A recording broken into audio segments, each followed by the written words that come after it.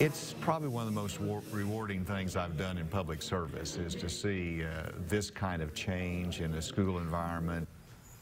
It's been called the #1 idea coming out of the states that could impact our nation. Last year, Arkansas became the first to pass a law requiring coding be taught in every high school. The man behind the mandate, Governor Asa Hutchinson. Because education matters, I joined the nearly 4,000 Arkansas students enrolled in computer science courses to take a crash course of my own. With the governor as my classmate, here's what we learned in an hour. Third period is especially quiet All right. in this North Little Rock classroom. Because it's not every day the governor is sitting next to you. Why are you? Today's lesson. Scratch is a programming language made by some graduates from MIT. Maybe more like a foreign language for a couple of coding beginners. The code over here is what's happening backstage. That's what's controlling it. I could take a nosedive. The goal telling this bird to fly up and down and side to side. So when this button is clicked right here, we're going to do something. Before we can catch up with our classmates, the governor and I need a refresher in algebra. Remember which way is the positive x direction? To the right. And then positive y?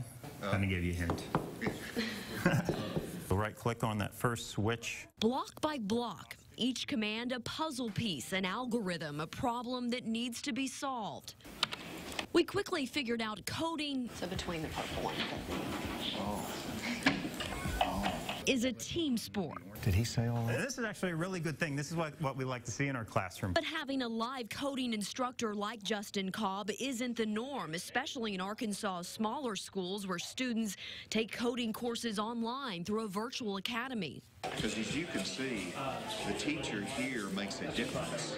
Slow down a little bit, you're going too fast. That's why the state's coding mandate has set aside $5 million to train teachers. It's probably one of the most rewarding things I've done in public service is to see this kind of change in a school environment. Back in the classroom, we're gaining confidence. we've never done it. But if I wanted that bird to go up and down instead of back and forth, I can do that. Yes. Right? You can. Well, I'm not going to tell you how to do it. We weren't quite ready to program a robot, but we did get to hear the sweet sounds of success. You made sound.